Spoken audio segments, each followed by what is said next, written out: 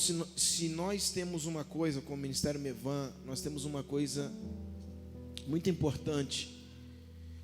Nós não somos aqueles de ferir a rocha. Nós não somos, irmãos. Deus falou uma coisa a Moisés: fala a rocha.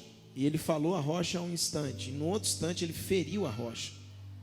Irmãos, eu vou dizer uma coisa para você. Ministério Mevan, nós também, como eu, pastor Bruno, pastor Douglas, os pastores do Mevan, aqui nós jamais, irmão, vamos ferir a rocha por causa do povo. Jamais, irmãos.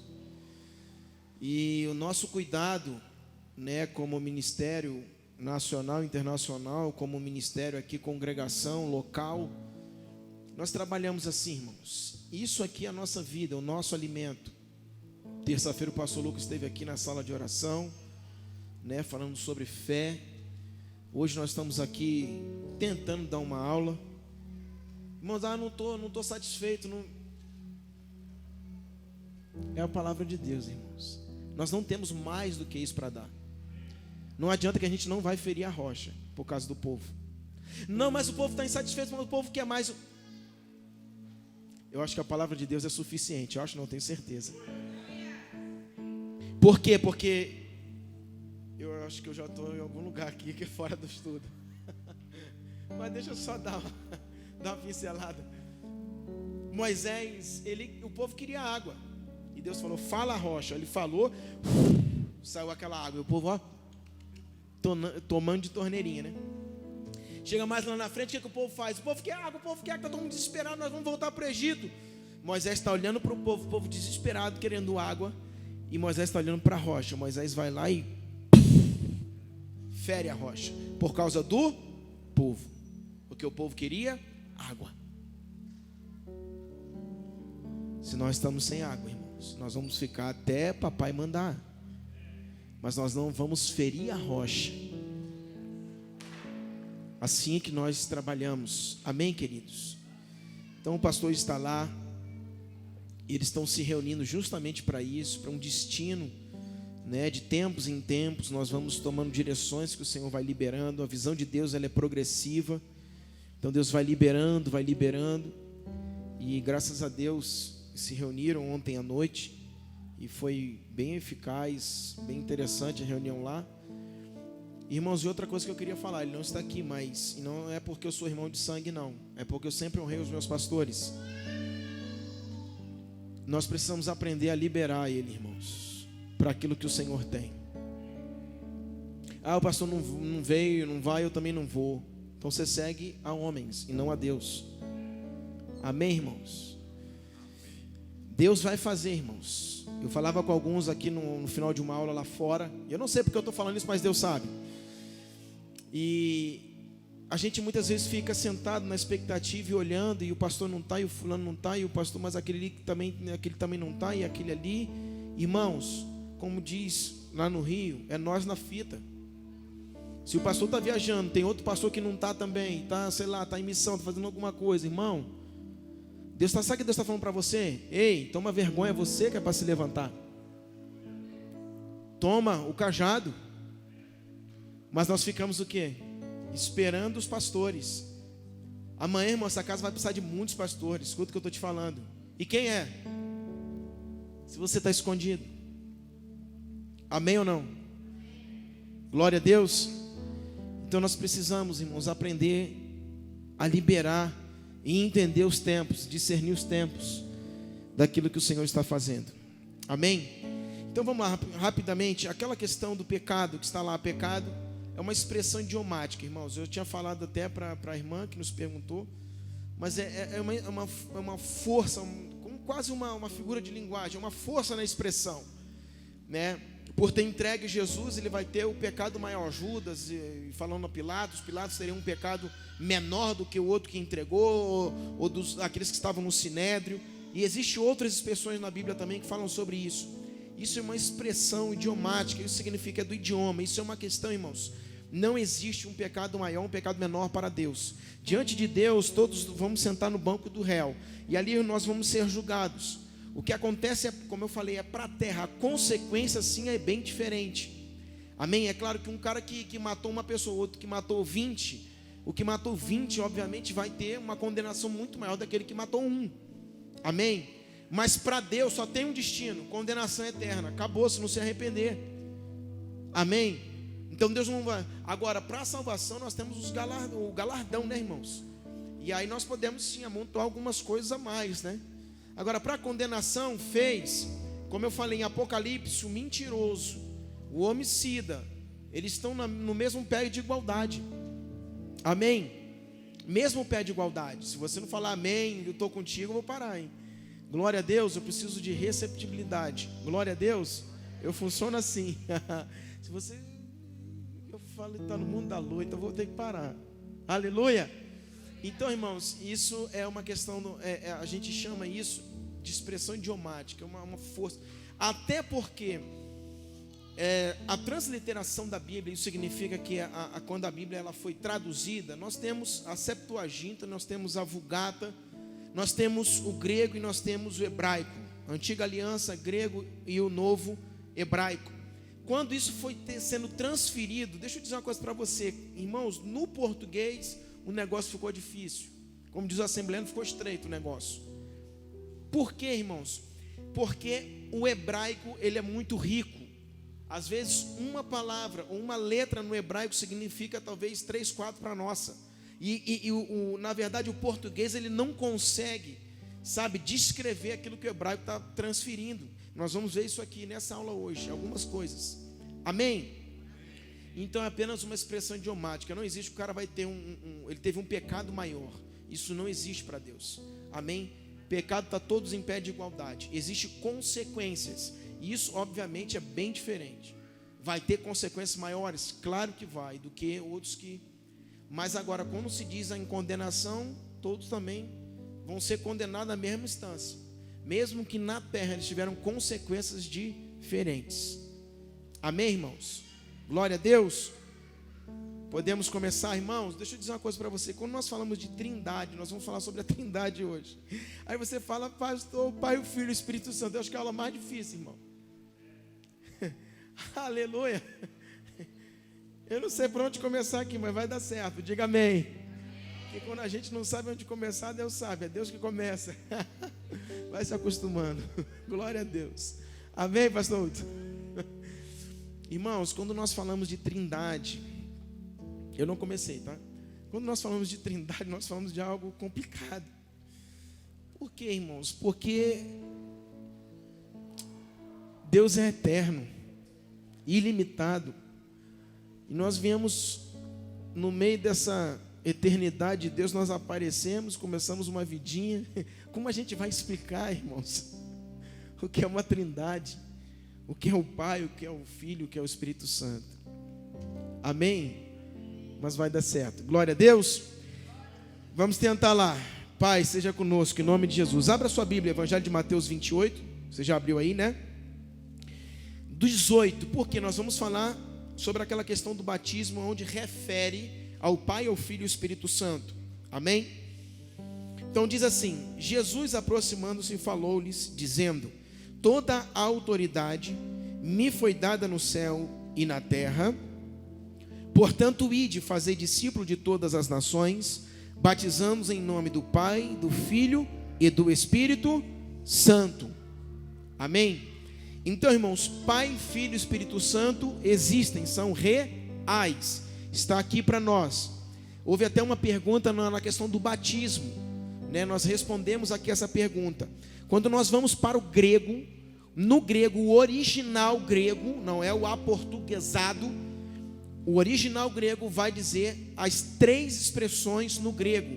Patros, que é pai, vai dizer ruios, que é filho, e vai dizer Espírito Santo, que é raio pneumatos. Os 3 está falando o Pai, o Filho e o Espírito Santo, porque é uma vertente de pensamento, de pensadores que vão dizer que o Pai, o Filho e o Espírito Santo entrou na Bíblia, ou entrou no cristianismo após o concílio de Niceia ou o concílio de Constantinopla, aonde foi colocado o Pai, o Filho e o Espírito Santo. Mas isso não é verdade, isso saiu dos lábios de Jesus. Jesus disse que o batismo, toda a autoridade me foi dada, portanto ide e fazer discípulos, batizando em nome do Pai, do Filho e do Espírito Santo. Por quê? Porque o original grego nos respalda para dizer isso. Amém? Então, quando nós olhamos para Pai, Filho e Espírito Santo, nós estamos olhando para 3 pessoas distintas. Por isso, Trindade. Primeira coisa que eu queria falar para você, Deuteronômio 29:29, vai dizer que as coisas reveladas são para o homem, e as coisas que Deus guardou, que Deus não revelou aos homens, isso é para ele. Então Deuteronômio 29:29 vai dizer que Deus, ele revelou algumas coisas, e essas coisas são para conhecimento do homem, para que chegasse ao coração do homem. Porém, existem coisas que Deus guardou. Existe Deus, irmão, se você olhar a Bíblia e todo o contexto da Bíblia, já é difícil a gente dilacerar isso aqui. Imagina se Deus descarregasse tudo que Ele tem. Ele guardou coisas que não foram reveladas ao coração do homem. Então você já viu o tamanho do seu Deus, né? Aleluia, glória a Deus. Então, irmãos, deixa eu dizer uma coisa para você. A teologia, ela não explica Deus. Deus, logia, estudo de Deus, é uma prévia, é algo que pode nos nortear, é algo que pode nos dar uma noção, mas a teologia nunca vai falar a respeito de Deus na sua integridade, nunca vai falar de Deus na sua totalidade, na sua plenitude. Por quê? Porque não se explica Deus, irmãos. Por isso que nós falamos muito para os crentes: ei, tenha experiência com Deus. Porque nós lemos aqui, nós estudamos aqui, mas a experiência que vai te dar um pouquinho mais da natureza de Deus, de conhecer a Deus verdadeiramente. Amém, queridos? Então, a Bíblia, ela fala sobre Deus. A teologia, ela tenta explicar Deus, ela nos dá um norte, ela nos ajuda sim. Porém, irmãos, ela não consegue, na sua totalidade, falar a respeito de Deus. Amém? Quando nós falamos da Trindade, irmãos, a Trindade é uma palavra que não está na Bíblia. Pastor, então por que Trindade? Vem do Deus Trino.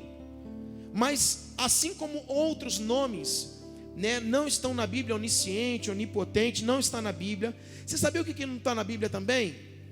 Bíblia. Tu já leu Bíblia na Bíblia? Aleluia. E por que Trindade tem que estar na Bíblia? Aí a guerra, irmãos, dos teólogos. Eu já entrei muito em guerra de teologia. Não, porque Trindade não existe, Trindade não pode, Trindade isso, nem na Bíblia está.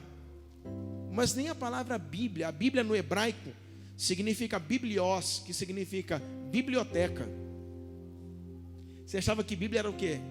Algo soltando fogo, né, irmãos? No hebraico significa biblios, que é biblioteca. Uma coleção de livros. Amém? Então a palavra Trindade, irmãos, ela não está na Bíblia. Nós não vamos ver, assim como nós não vemos Bíblia, não vemos a ascensão de Cristo. A epígrafe do texto às vezes diz a ascensão, mas a Bíblia não diz sobre a ascensão. A Bíblia não diz onisciente, onipotente, muitos nomes. Por quê? Porque nós não vivemos de nomenclatura, nós vivemos de fatos, e damos um nome ao fato que ocorreu. Se o fato ele é onisciente, então é onisciente. Por quê? Porque nós conhecemos o fato que ele é assim, então nós demos um nome. Amém? Não necessariamente isso precisa estar na Bíblia. Amém? Uma outra coisa, querido, nós não acreditamos, quando nós falamos o Pai, o Filho e o Espírito Santo, eu preciso ir bem devagar com você porque é bem pontuado. O Pai, o Filho e o Espírito Santo, nós falamos em três que se uniu e eles são um. Então a Bíblia vai dizer, quando nós mencionamos aqui Pai, Filho e Espírito Santo, a Bíblia está separando 3 pessoas distintas, mas que eles são o quê? Um. Amém? Então nós falamos Deus Pai, Deus Filho e Deus Espírito Santo. Todos têm a essência do próprio Deus. Amém? Isso não foi muito falado na antiga aliança, até porque eles não se manifestaram totalmente. Havia algumas manifestações temporárias, mas não permanentes. Até porque os costumes das nações vizinhas a Israel e das outras nações, e até mesmo às vezes de Israel. Você lembra de Raquel que pegou o ídolo do seu pai? Então tinha muitas nações politeístas que adoravam muitos deuses. E isso significa, se eles fossem falar de trindade naquela época, eles iam falar que Israel estava adorando 3 deuses. Então não se falava muito em trindade, não tinha nem essa nomenclatura. Isso veio mais tarde para configurar aquilo que eu falei, um fato. Amém? Então se é fato, é fato. Então vamos dar um nome a esse fato. São 3, então é trindade, o Deus trino. Amém? Mas por ser um tempo muito politeísta, de adoração a muitos deuses, o que aconteceu? Não se usava esse nome, e esse nome não era corriqueiro no meio do povo, tá? Quando nós falamos trindade, são 3 em 1, nós não acreditamos obviamente em 3 deuses, amém, irmãos? Nós acreditamos em um. Mas como assim, pastor? São 3. Vamos tentar entender aqui de uma forma clara. A gente está começando, eu preciso ser bem didático hoje, amém? Você está vendo essa água aqui? Quantos estão vendo? Amém? Se eu pegar essa água, é o exemplo que eu sempre dou nessa aula. Se eu pegar essa água, eu colocar uma água quente aqui fervendo, ela vai começar a evaporar. Vem comigo, ela vai evaporar. Se eu pegar e jogar uma pedra de gelo, eu vou ter gasoso, líquido e sólido.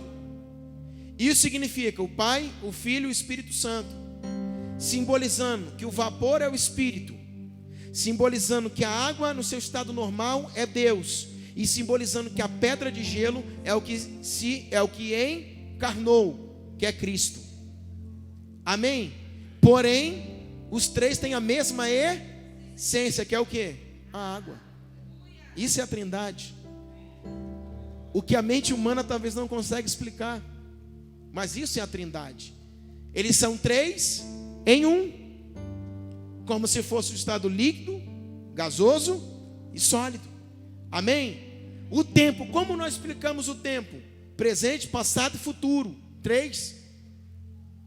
E às vezes nos perdemos no tempo. Então nós podemos pegar o tempo, que é uma coisa só que se divide em 3. Amém? Por quê? Porque quando nós falamos da trindade, eles são 3 pessoas distintas, 3 pessoas diferentes. Essas pessoas, elas são as mesmas na essência, mas diferentes na personalidade. Amém? Então, quando eu pego o vapor, quando eu pego o estado líquido normal, e quando eu pego a solidificação, o gelo, eu estou dizendo o Pai, o Filho e o Espírito Santo. Eles são a mesma essência, porém pessoas distintas, porém personalidades diferentes, porém em tudo que eles têm diferente, distintos, eles não conseguem se chocar. Imagina que nós vamos pegar agora 3 pessoas que são sócios de uma empresa. O que acontece, irmãos?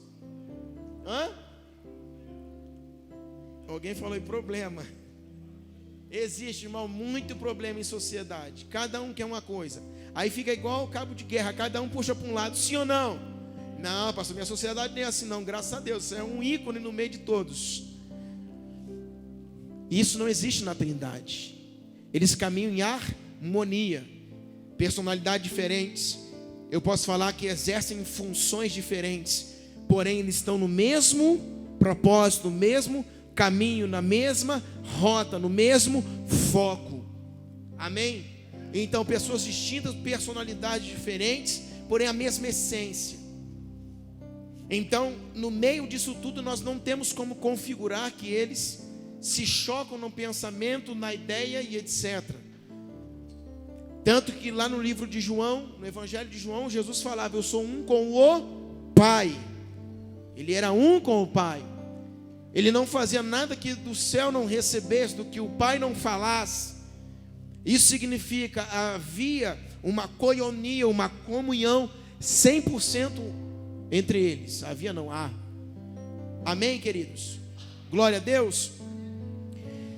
Irmãos, quando nós pegamos, por exemplo, até a matemática, 1 mais 1 dá 3. Então você pega um número, outro número, que vai dar o quê? 3, mas o 3 é um número só. É mais ou menos essa loucura aí. Amém? Glória a Deus. Estou tentando te explicar na prática para você, ó.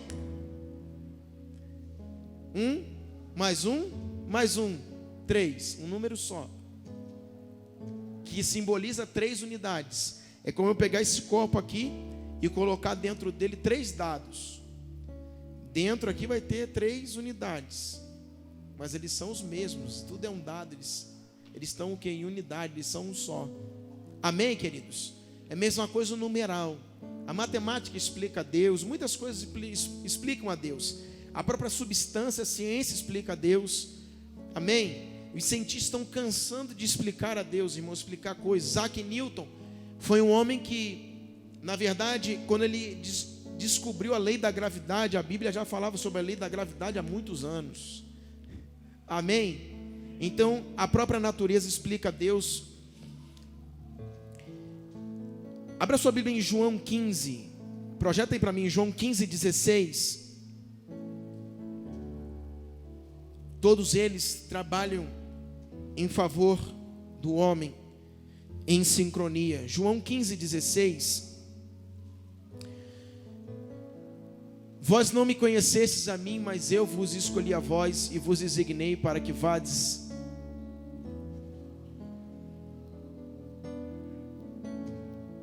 e dê fruto, e o vosso fruto permaneça, a fim de tudo quando perdides ao meu nome, ele vos conceda. Irmãos, quando nós falamos em oração, estamos orando ao Pai, tudo que perdides ao Pai, ele vos conceda. Há uma grande diferença quando nós vamos falar um pouco aqui de Deus, vamos falar um pouco do Espírito Santo e vamos falar um pouco de Jesus. E quando nós falamos dessa trindade, nós muitas vezes temos até dúvida para orar, como nós devemos orar, quem nós devemos orar, como nós devemos fazer. Eles são um, eles estão em unidade, porém 3 pessoas distintas, cada um exercendo a sua função.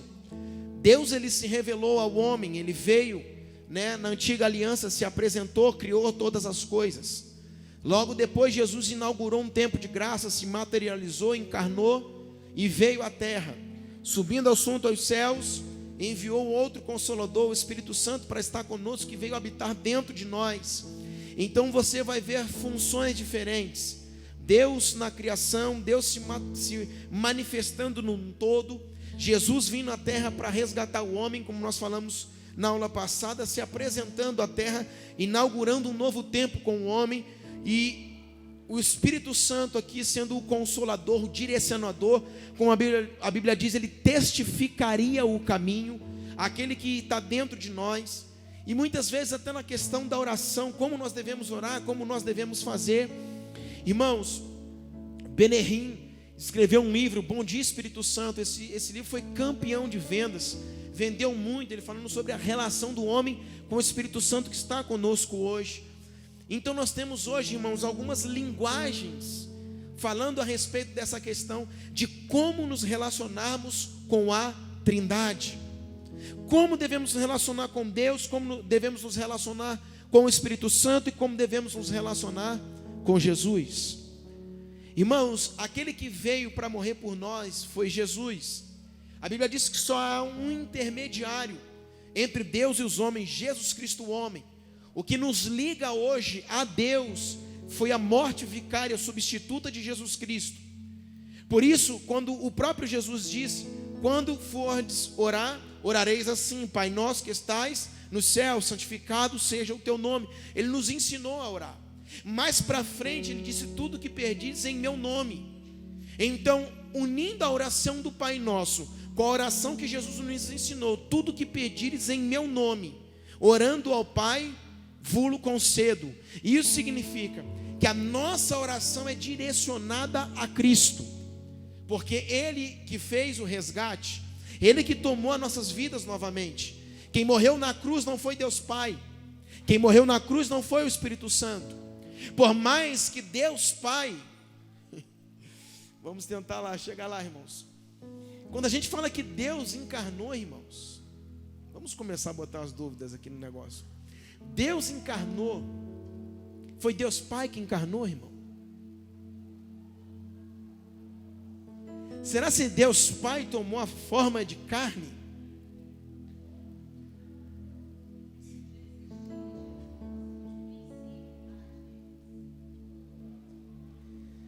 Não foi Deus Pai que encarnou, foi Deus Filho. Porque Ele já estava desde o princípio de todas as coisas. A Bíblia vai dizer que o Cordeiro, Ele morreu antes da fundação do mundo. Por quê? Porque dentro da onisciência, eu já estou entrando aqui, irmãos, eu vou andar, eu não consigo ficar parado nesse negócio aqui não. Quando nós falamos da onisciência de Deus, Deus é onisciente. A presciência de Deus, e falando um pouquinho da aula passada, a gente vai, olha como é que as coisas são gostosas, vai juntar. Calvino dizia que o homem, ele foi decretado a queda, e ele foi decretado a sua perdição. Então, antes de tudo, Deus decretou quem ia se perder e quem ia se salvar. Oh, que isso, Chu? Como? Na minha configuração não entra isso, é impossível. Mas, preste atenção, a presciência de Deus sabia que Adão ia cair. Óbvio. A onisciência de Deus alcançava a queda de Adão, sim.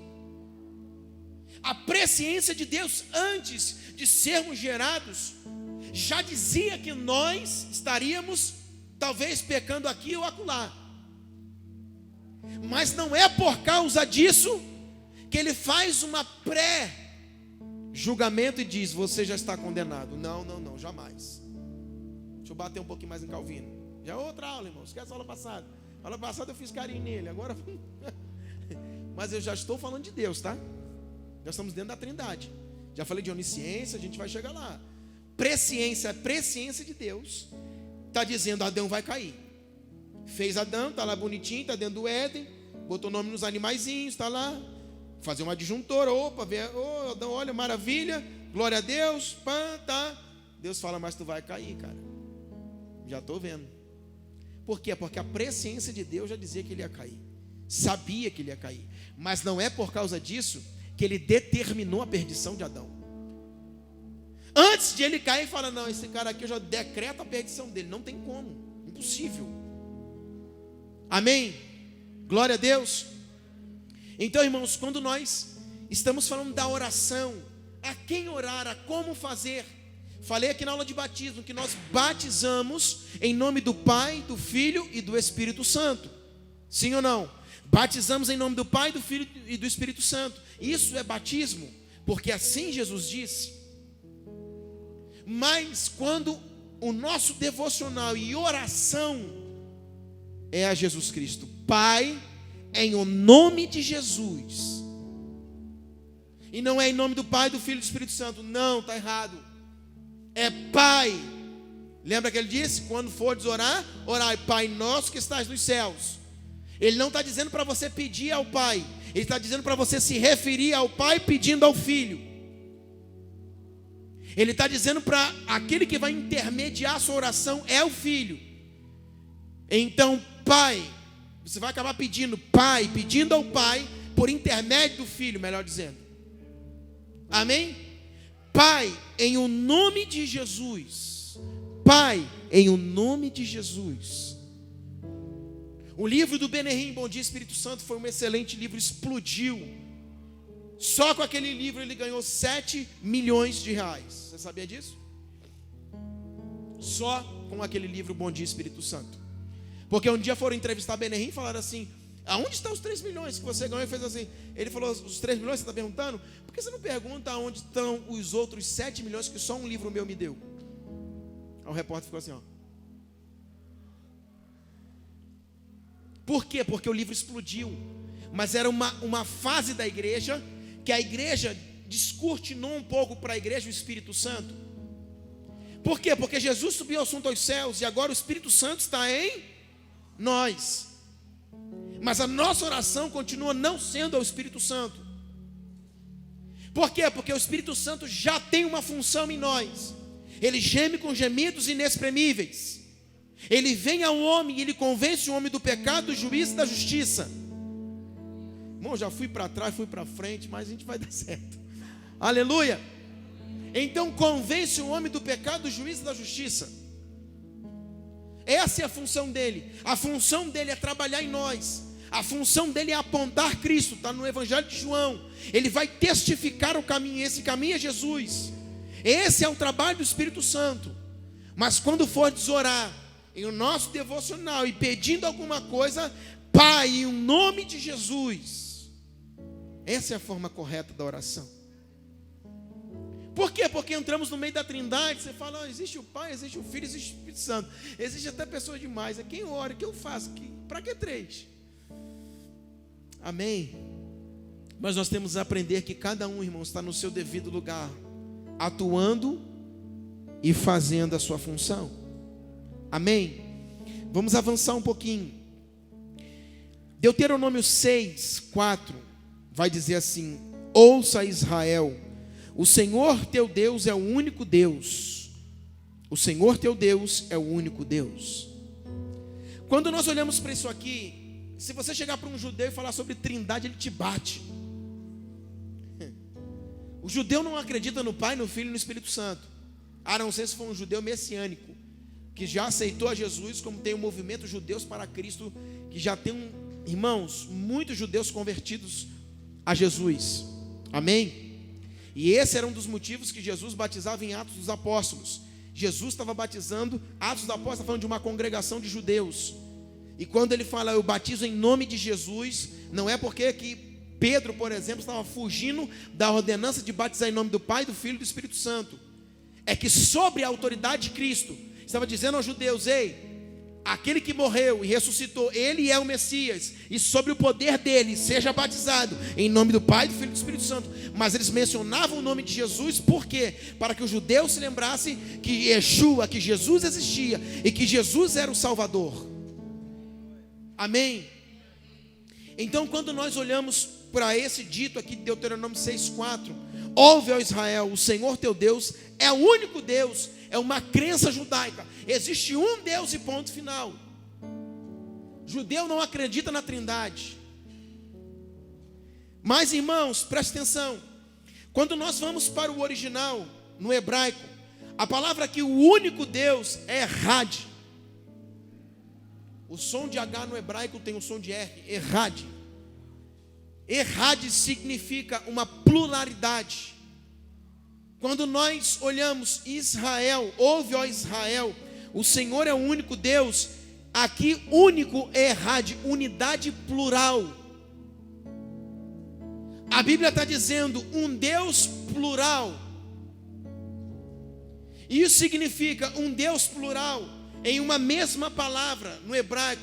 Está apontando para um Deus que não está só. Um Deus que é Pai, Filho e Espírito Santo. Isso está no original. Então, quando nós olhamos para a Bíblia e muitas vezes tentamos ver a trindade, enxergar a trindade, ela é real. Porque muitas vezes nós vamos ver Deus no plural. Quando a Bíblia diz, e disse Deus, está lá, e disse Elohim. Elohim também é no hebraico Deus plural. Tem um sentido de plural.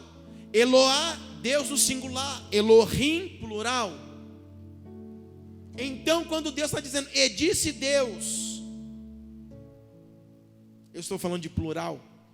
Eu estou falando de mais de uma pessoa. O Errad, por exemplo, que é, ouve, ó Israel, o Senhor é o único Deus. A palavra aqui, único, Errad, é a mesma palavra no hebraico para o homem e a mulher se tornarem uma só carne. Quando fala uma só, fala de única carne. Única carne no hebraico é Errad, é a mesma palavra. Isso significa como que o homem e a mulher vão ser um. Você explica? Então por que quer explicar a trindade? Aleluia! Vocês estão tensos hoje, irmão? O que aconteceu? Já tenso o negócio aí, irmão? Hoje é mais didático, irmão. Hoje não é mais pregação, estudo, não. Hoje é estudo, irmão. Aleluia! E se você não fizer uma cara boa, eu vou ter que parar, irmão, porque o que me move é você. Se você estiver alegrinho aí, eu vou para frente. Amém? Eu preciso de você junto comigo.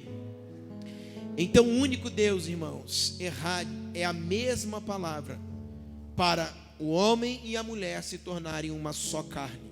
Agora me explica como Deus chega para o homem e para a mulher e fala: eles vão se juntar, deixará pai e mãe e eles se tornarão uma só carne. Se nós não explicamos muitas coisas, mas entendemos que somos um, precisamos ser um, nós explicamos a Trindade, a mesma coisa.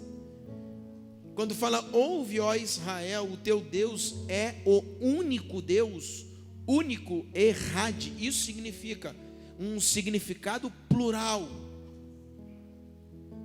O hebraico, ele é que eu falo, ele é muito rico, irmãos, para explicar algo aportuguesado. Amém? Então, quando nós olhamos para isso, nós vemos que a Bíblia ela está mencionando desde a antiga aliança. Nós estamos vendo várias vezes a Trindade aqui. Desde aparecer o Pai, o Filho e o Espírito Santo, com manifestações diferentes. Há também palavras no hebraico que estão apontando para um Deus trino, apontando para uma unidade composta, plural. Errad é uma unidade composta. Se a unidade composta não é única, não existe uma coisa só. Amém? Então está falando de um Deus. Ele é o único Deus, unidade composta, um Deus plural. Quando nós vemos El no hebraico, El aponta para singular. Ele é o El Shaddai. El Shaddai, o Deus poderoso. É quem? Deus Pai. Não é plural, é o Deus Pai. Ele é o El Shaddai, o Deus Todo-Poderoso. Mas quando nós partimos para Elohim, já mistura, já é um Deus composto, já é algo plural e saímos do singular. Amém, irmãos? Vocês estão comigo? Glória a Deus. Vamos para a criação? Abra sua Bíblia aí em Gênesis. Vamos ver a Trindade agora, irmãos.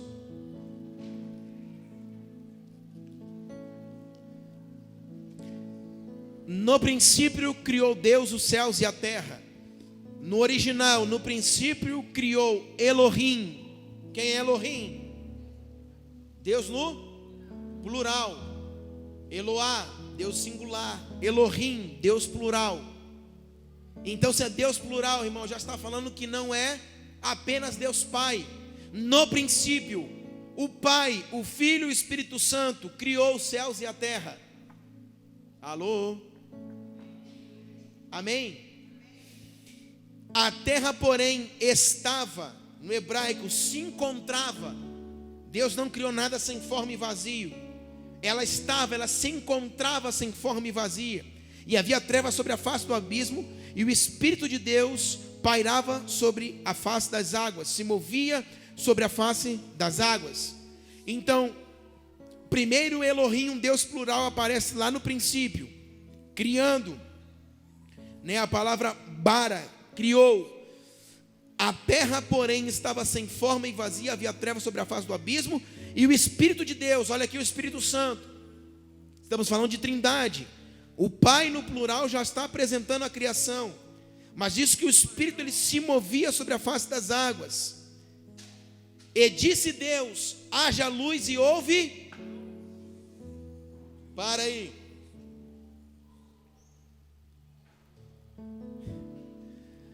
E disse Deus: haja luz e houve luz. Que luz é essa, irmãos? Jesus. A Trindade está na criação. O Espírito Santo se movia. Jesus, Yeshua, seria aquele que se manifestaria. Ele ia encarnar. A antiga aliança apresenta algumas pré-encarnações. Não uma encarnação completa, porque ele não tinha vindo ainda. Mas quando a Bíblia diz que haja luz e houve luz, como eu falo, aportuguesado mata a nossa compreensão. A transliteração de uma Bíblia grega hebraica para o português nos mata. A Bíblia aqui vai dizer que haja luz e houve luz. Pastor, mas a Bíblia vai dizer que fez separação, a luz era boa, fez separação entre luz e trevas, e chamou Deus a luz dia, a treva a noite.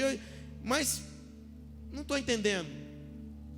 Quando você olha para o quarto dia da criação, Gênesis 1:14, lê comigo aí. E disse Deus: haja luzeiros no firmamento dos céus.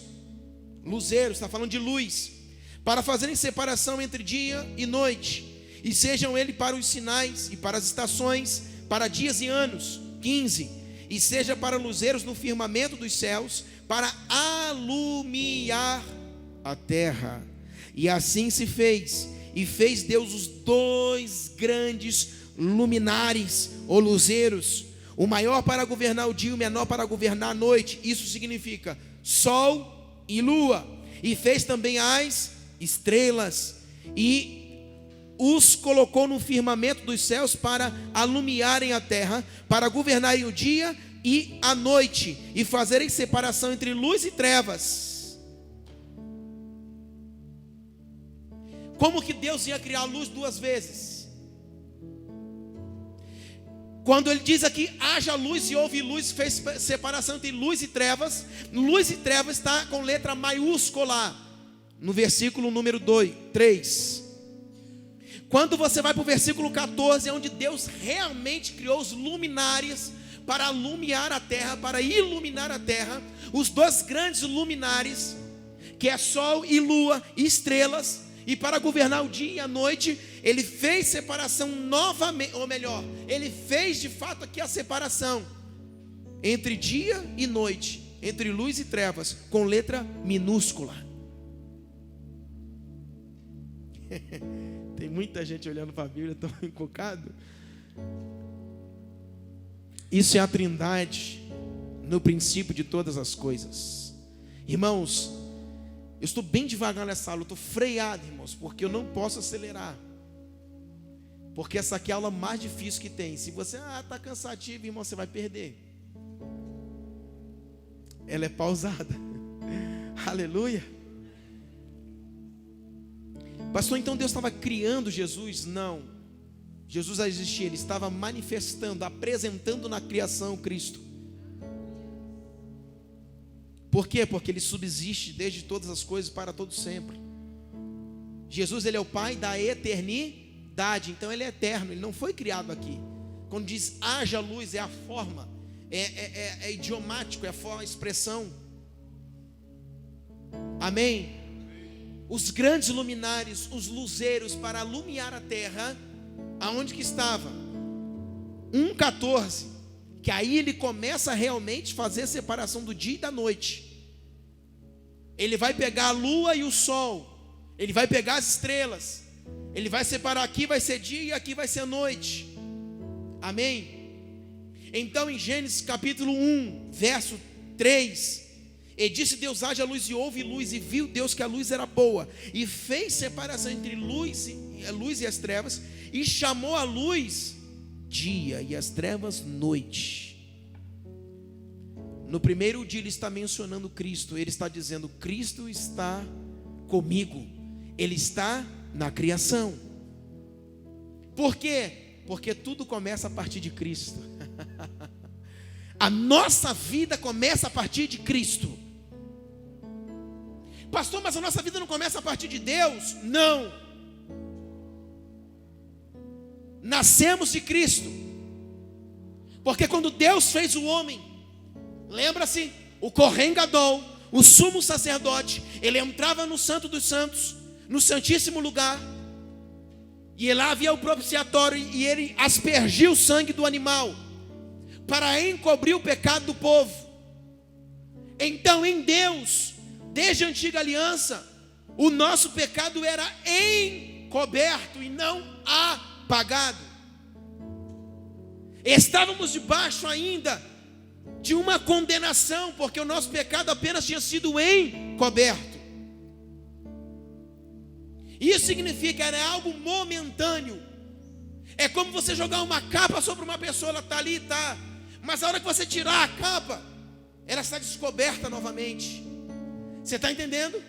Então quando nós olhamos para a palavra, A nossa vida começa em Cristo, porque em Cristo, olha para mim, o sacrifício vicário e substituto de Cristo, expiatório, ele foi no nosso pai Adão, pegando todo mundo e tirando a capa e o sangue dos animais e colocando sobre eles o sangue dele.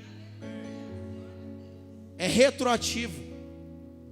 A dívida que tinha, ele pagou, despojando publicamente todos os principados e potestades. Havia uma sentença, uma carta que vinha contra nós, mas ele rasgou a cédula de condenação. Aleluia! Então, quando nós olhamos, o nosso pecado estava encoberto.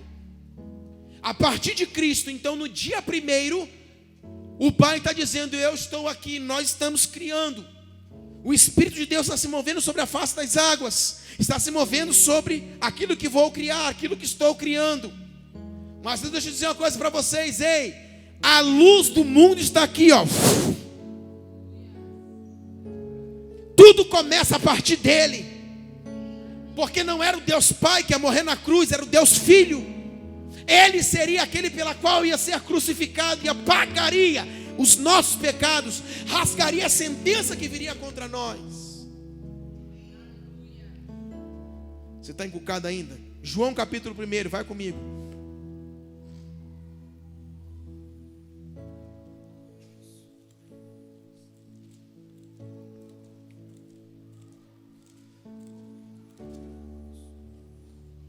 João capítulo 1. Irmãos, o livro mais espiritual da Bíblia é João.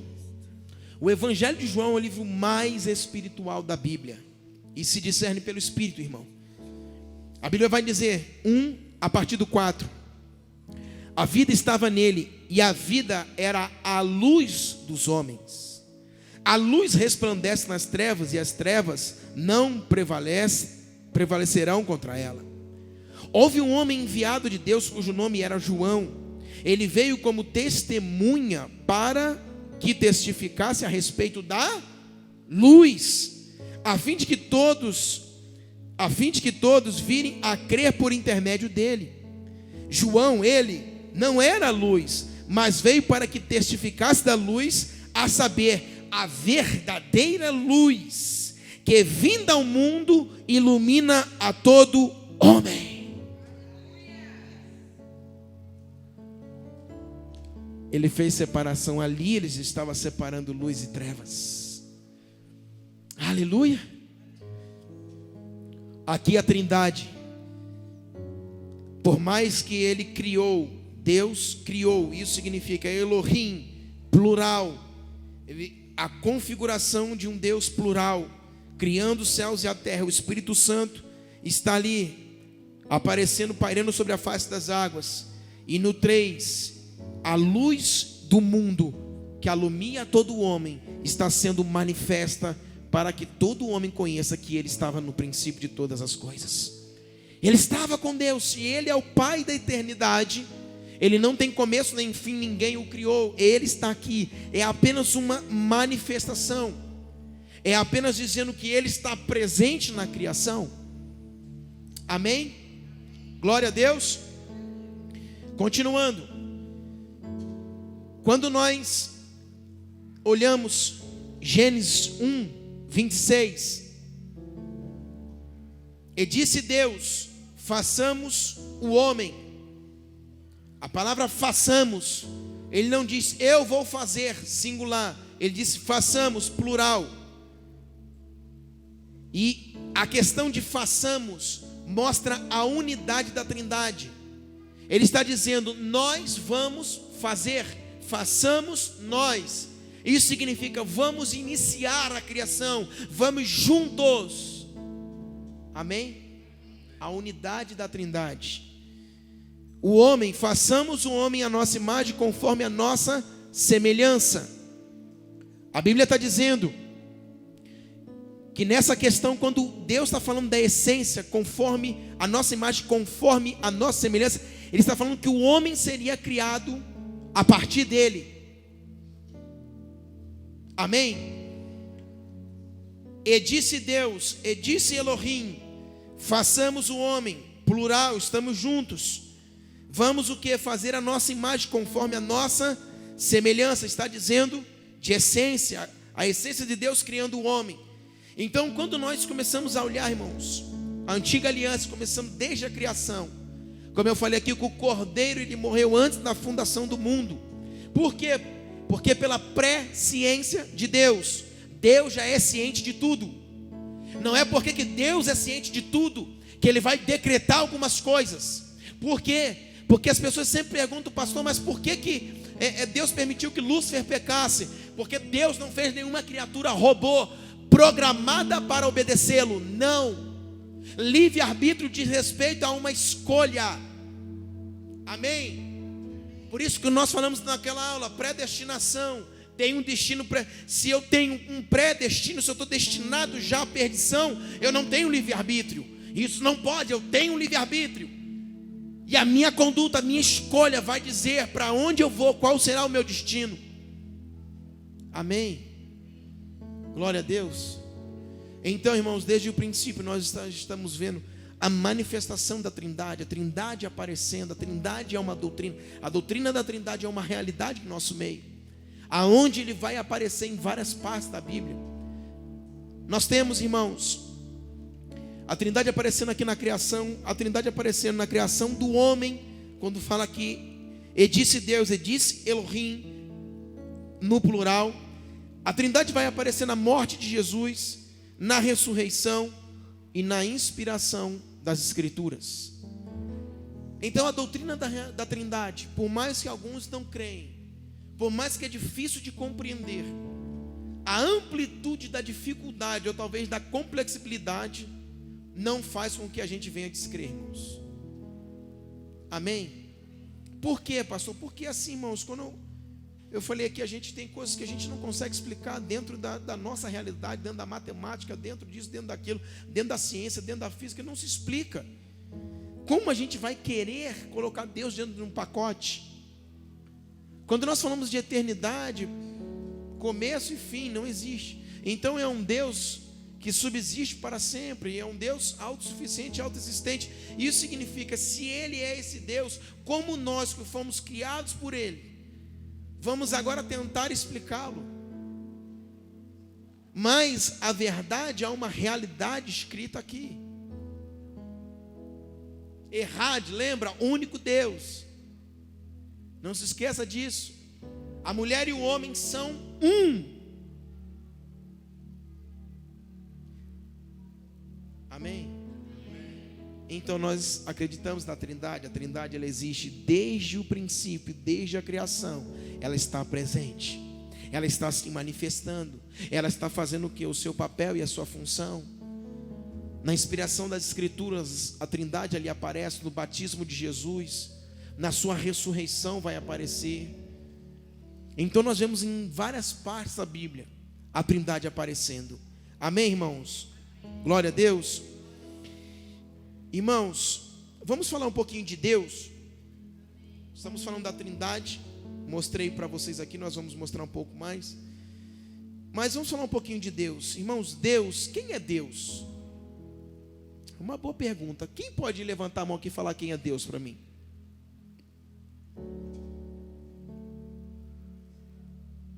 Ninguém, irmãos. Você está vendo que a gente vem para a igreja, a gente pega a Bíblia, e a gente está no automático. Por que Lúcifer pecou? Porque Deus não fez um robô. Porque eu não creio numa perdição eterna. Porque eu não creio que o meu pecado já está premeditado por Deus. Deus já decretou que eu ia pecar aquilo. Por quê? Porque nós somos costumeiros em entrar em um automático. Nós muitas vezes viemos à igreja, irmãos, bater um ponto. E essa tarde, irmãos, eu estava lendo algumas coisas e eu chorava porque eu me lembrava da simplicidade do Evangelho, de conhecer verdadeiramente a Deus, de coisas que eu estudei há 10 anos atrás, irmãos. Eu falava, meu Deus, entramos em um automático, começamos a viver, irmãos, porque nós temos que ir à igreja, porque hoje tem culto. porque hoje tem uma música e nós levantamos a mão, nós fazemos assim, fazemos assado e tal, porque hoje vai ter uma pregação, e a gente entra em um automático. Mas quem é Deus para nós? Voltemos à origem de tudo, voltemos ao princípio, voltemos às primeiras obras, voltemos ao primeiro amor. Deus é um ser autoexistente, existe e subsiste, ninguém o criou, é um Deus autoexistente, ninguém fez ele existir, muito pelo contrário, tudo que veio a existir saiu dele. A terra contém a Deus ou Deus contém a terra? Obviamente a terra saiu de dentro de Deus. Então muitas vezes olhamos e parece que estamos colocando Deus dentro da terra. Não, a terra saiu dele, o homem saiu dele. Um Deus autoexistente, um Deus autossuficiente. Ninguém o sustenta, ninguém tem esse poder e essa capacidade, obviamente, de sustentá-lo.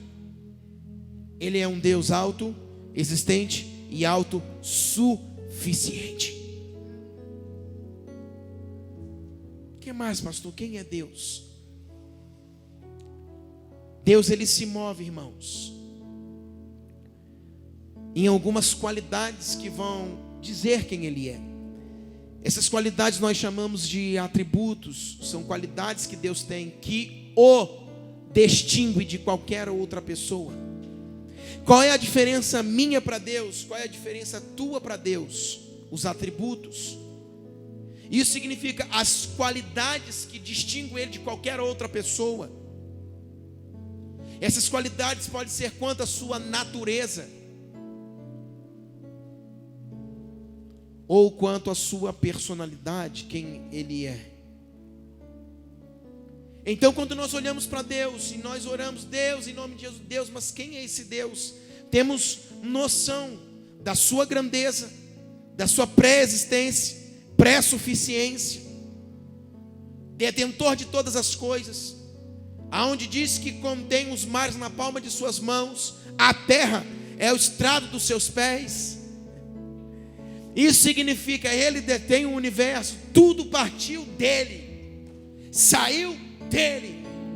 João capítulo 1, Jesus estava lá, era o verbo, e o verbo estava com Deus, e o verbo era Deus,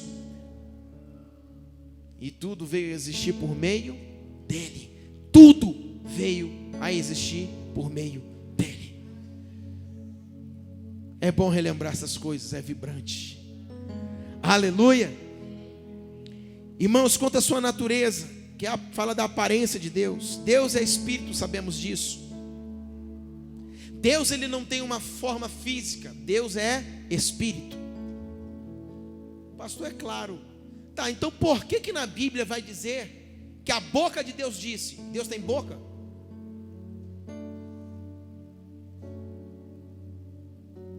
Deus é espírito. Espírito não tem boca. Deus está com os braços estendidos, vai te resgatar com mão forte. Que braço de Deus, que mão forte é essa? Se Deus é espírito, não tem braço nem mão. Por que a Bíblia assim diz? Aleluia. Deus é espírito. João capítulo 4, importa que o adoremos em espírito e em verdade, porque Deus é espírito, e ele procura os que tais o adoram em espírito e em verdade, porque ele é espírito. Amém? Ele é espírito. Ele não se limita às nossas realidades, a realidade humana. Para Deus não tem espaço, nem limitação de tempo, nem de espaço. Ele é espírito. Quando a Bíblia menciona a boca de Deus, quando a Bíblia menciona a mão de Deus, a terra é o estrado dos seus pés. Que pés é esse se ele é espírito? Quem quer responder? Não, Deus Pai. São do Deus Pai, ele é espírito. Lembra da água? As três: vapor, sólido e líquido. O líquido aqui nós estamos falando do Deus Pai, Ele é Espírito. O Filho se materializou. Mas por que, irmãos? É apenas uma expressão de linguagem. Está assustado? Apenas uma expressão de linguagem para que o homem entenda. Como Deus falaria que ia fazer alguma coisa se não tivesse essa correlação com o homem?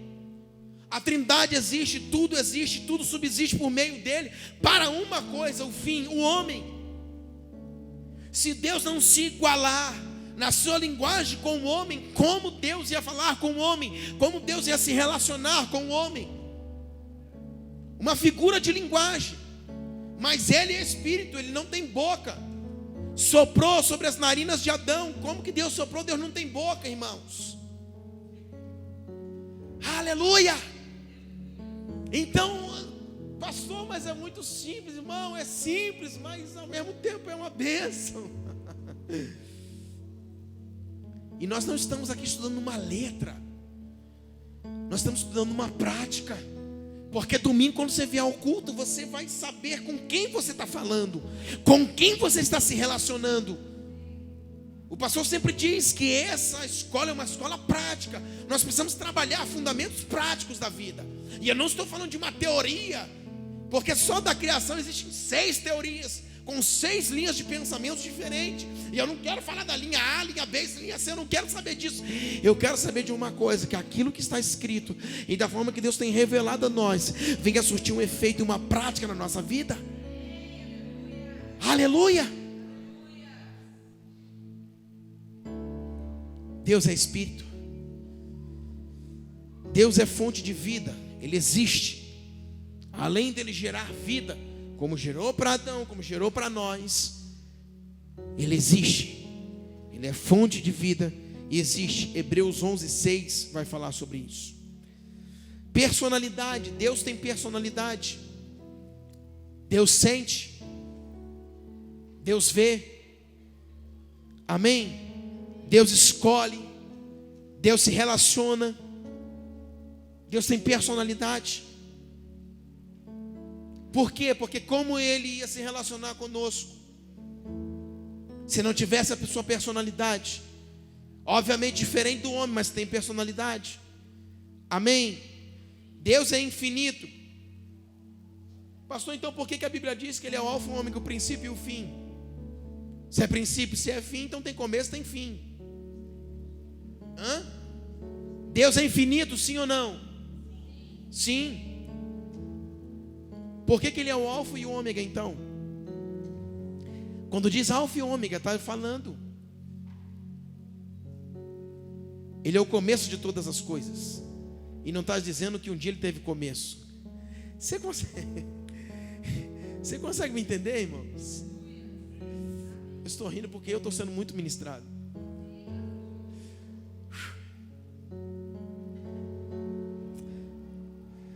Aonde Deus... Sai, capeta. Aonde Deus começou, irmão? Estou indo bem devagar para entrar na nossa cabeça. Aonde Deus começou? Ele é o princípio, Ele é o alfa e o ômega, o princípio e o fim. Aonde Ele começou? Alfa e ômega não diz respeito de onde Ele começou, porque Ele subexiste, autoexistente. Ele não veio existir um dia. No dia tal, Deus começou a existir. Ele é autoexistente. Quando Deus fala que Ele é o alfa e o ômega, Ele é o princípio, sim, de todas as coisas que diz respeito à criação e etc. E Ele é o fim, aonde as coisas vão se findar, mas mesmo assim Ele não vai morrer. Você sabia que Deus não dorme também? Salmo 121. Eis que não tosquenejará, nem dormirá o guarda de Israel. O que é tosquenejar? Cochilar. Nem cochilar Deus cochila. São as suas qualidades. Isso é quem Deus é. Eis que não tosquenejará, nem dormirá o guarda de Israel.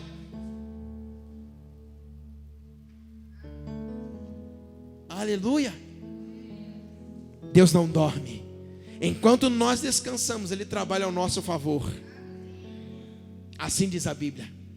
Amém? Então Deus é infinito, Ele é o princípio e o fim, princípio de todas as coisas, e onde as coisas vão se findar. Porém, Ele não veio um dia nascer nem existir, um dia não vai morrer. Ele é infinito. Quando falamos de eternidade, nós falamos muito de Kairos, né? Kairos, o tempo de Deus. Cronos é o tempo da terra. Kairos, o tempo da ação de Deus. Porém, quando falamos de eternidade, falamos de Aionos, que é o tempo da eternidade, que não tem começo nem fim, então somente a eternidade. Amém? Glória a Deus. Dentro, irmãos, dessa questão dele ser infinito em muitas coisas, Ele é infinito não apenas na questão de tempo, da eternidade, Ele é infinito em muitas coisas. Por exemplo, quando nós falamos de presença, Ele também é infinito. Por quê?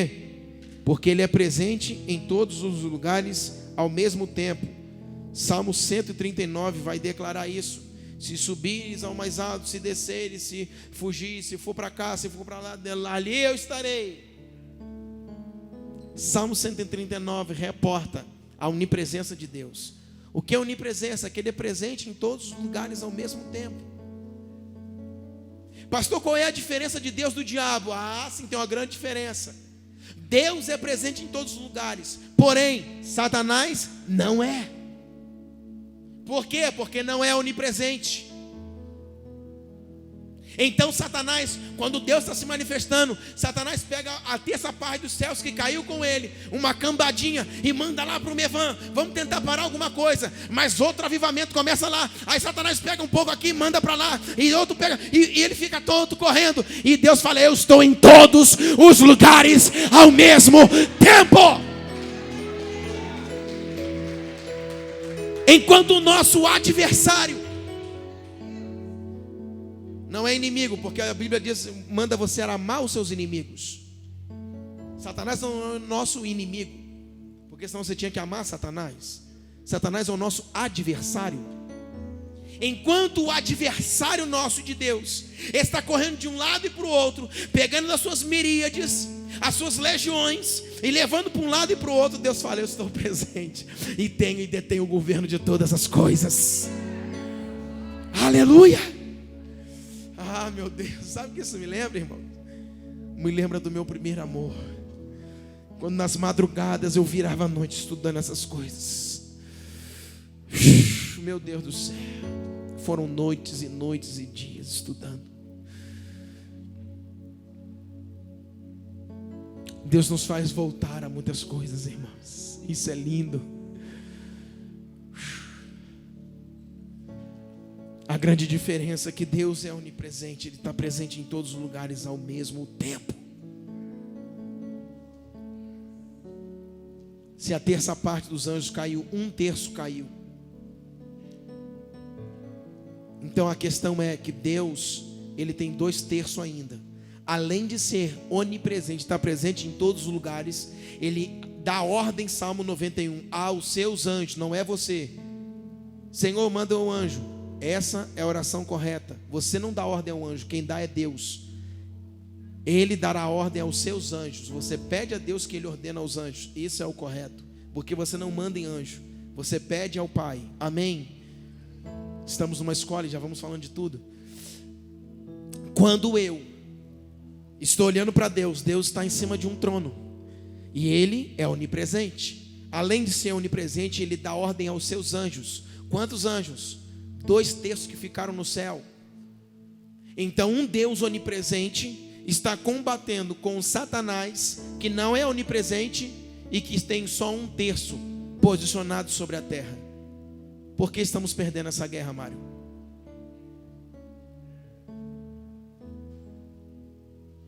Pastor, você disse que nós estamos perdendo, será? Às vezes eu acho que sim.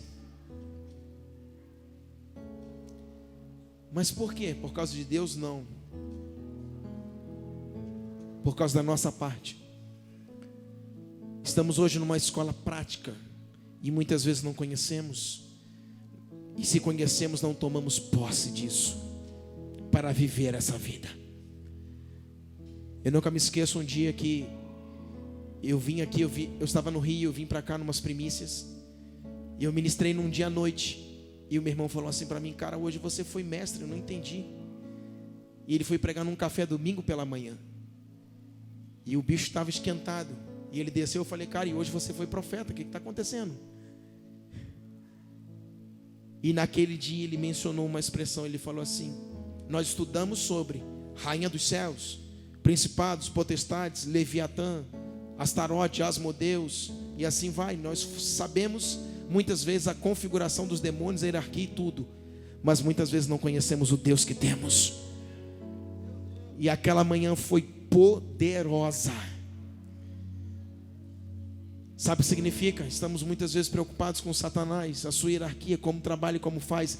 Devemos sim conhecer o nosso inimigo. A segunda maior estratégia de guerra é conhecer o nosso inimigo. Porém, nós estamos falhando na primeira, que é nós estarmos posicionados de forma correta. Eu acho que eu estou falando de guerra espiritual. Aleluia. Eu estou falando de onipresença. Ele está presente em todos os lugares ao mesmo tempo. Amém. E ainda tem 2 terços dos anjos. Precisamos saber e conhecer o mundo espiritual, o nosso adversário e suas estratégias. Porém, não adianta conhecer o outro lado se não conhecemos quem nós somos em Deus e quem nós servimos. Aleluia. Onisciência de Deus, sabe e conhece tudo, passado, presente e futuro. Salmo 147:5 vai falar sobre a onisciência de Deus. Falei sobre a presciência de Deus aqui. Deus tem ciência das coisas, mas não é por causa disso que Ele vai determinar alguma coisa. Nós temos o livre-arbítrio, nós agimos. E o homem na terra, ele é capaz de fazer a história acontecer ou não. É a nossa ação que faz isso, debaixo do poder do Senhor. Amém. Onisciência, conhecedor de todas as coisas, sabe e conhece tudo. Onipotência, detém todo o poder. Pastor, então por que Deus não faz? Uma grande pergunta. Porque o que está em questão não é o que Deus pode, mas o que Deus quer fazer.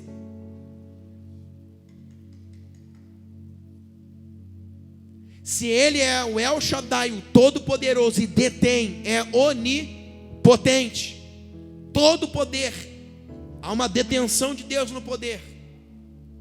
Por que então que Deus não faz? Por que Deus então não destrói Satanás? Por quê? Porque Deus não é injusto para começar, para destruir Satanás agora. A história há de ser findada, as demandas do tempo do fim vai dizer quem vai ser salvo, quem vai ser condenado. E após isso, Satanás será destruído.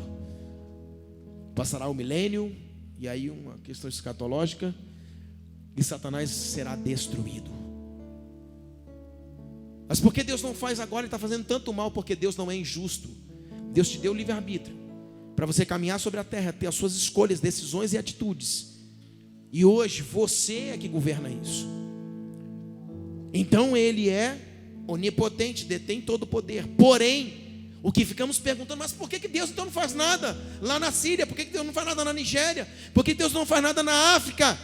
Um dia evangelizando nas ruas de Copacabana, um senhor parou e falou: eu não quero saber do teu Deus. Sabe por quê? Porque teu Deus não faz nada. Você quer ver uma coisa? Ele olhou para um mendigo que estava ao nosso lado e falou: está vendo aquele mendigo? Deus não faz nada. Eu era novinho, diácono da igreja, mas eu sempre gostei da guerra. Enquanto aquele homem falava, eu olhei para baixo e falei: Espírito de Deus que habita em mim,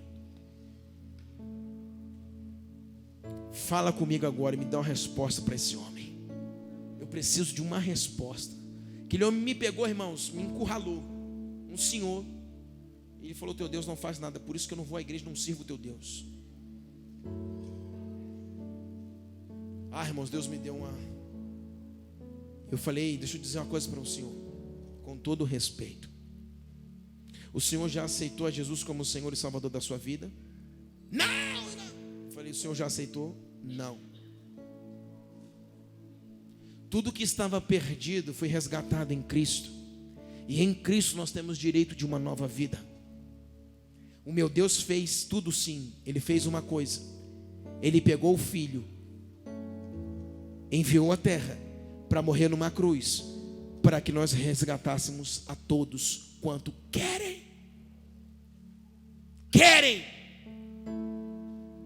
Por isso a salvação é chamada a todos. Por isso uma melhora de vida é chamada a todos. Mas para aqueles que querem.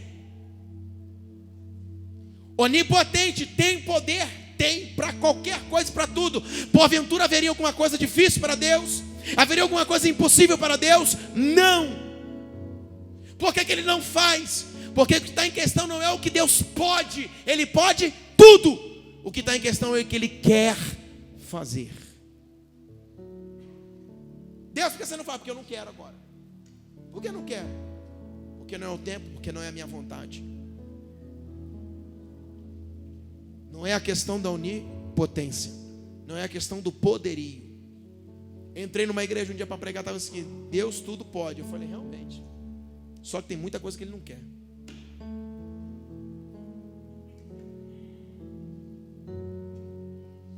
Você está vendo como nós vamos entrando por coisas e entramos. Deixa eu falar um pouquinho. Aí nós viemos para a campanha e dizendo: Deus tudo pode, Deus vai fazer, Deus vai acontecer. Deus, se Deus não mudar, rasga a Bíblia. Deus fala: então rasga, miserável. Tu que manda em mim ou que manda em você? Quem é um mordomo aqui? Por quê? Porque queremos manipular a Deus. Manipulamos homens e muitas vezes queremos até manipular a Deus. Só que você vai lá para Jó. Quem é o homem instruído para conseguir ensinar a Deus? Quem é esse? Cadê? Hein? Aleluia! Então quando nós olhamos para isso, irmãos, nós vemos que está em questão é o que Deus quer fazer. Ele que opera em nós tanto o querer quanto o efetuar. Ele que opera em nós tanto o querer, fala de querer, o que Ele quer. Então não se mova pelaquilo que Ele pode, se mova pelaquilo que Ele quer.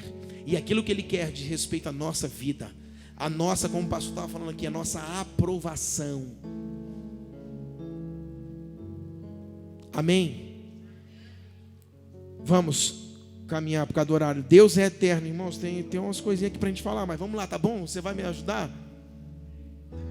Você não vai contar para o pastor não, né? Mas a pastora vai, ela está ali atrás. Olha o horário aí, irmãos. Glória a Deus. Vamos lá. Deus, Ele é eterno. Nunca houve tempo em que Deus não existisse. E nunca haverá tempo que Ele não vai parar de existir. Deus é eterno. Eternidade, já falei aqui. Você vai para trás, nunca houve tempo que Ele não existisse lá atrás. E nunca haverá no futuro tempo que Ele vai parar de existir. E isso chama eternidade. Amém? Alfa e ômega, já falei. Onde as coisas começam e onde as coisas param, Ele determina. Porém, Ele é eterno. Amém? Imutável. Jamais muda a sua natureza. Irmãos, aqui eu tenho que falar algumas coisas, meu Deus. Imutável, imutabilidade de Deus é um dos seus atributos. Quantos acreditam que Deus não muda, irmãos? Amém? Aonde que Deus não muda? Me explica isso. Deus muda ou não muda? Deus não muda. E por que em algumas instâncias da Bíblia Deus mudou? Isaías entra dentro do palácio, chega lá no rei Ezequias e fala assim: ei, prepara a tua casa, arruma a tua casa, que vais morrer. Isaías sai, desce, quando chega lá no pátio do palácio, Deus fala: ei, volta e profetiza que eu estou dando mais 15 anos de vida para ele. Conjecturando aqui, Isaías deve ter falado: mas o cara vai achar que eu sou louco, eu sou falso profeta. E profeta passa por essas coisas. Não tente entender. Diga lá, é assim mesmo, irmão. Diga lá que eu estou dando mais 15 anos. Mas eu acabei de falar que ele ia morrer, meu Deus. Não, agora fala que ele vai viver mais 15 anos. Então é a profetada. Vai lá, eu que sou o grande, sou eu que manda. Aí Isaías vai lá e volta. Ei! Deus está te dando mais 15 anos de vida. Deus mudou. E aí?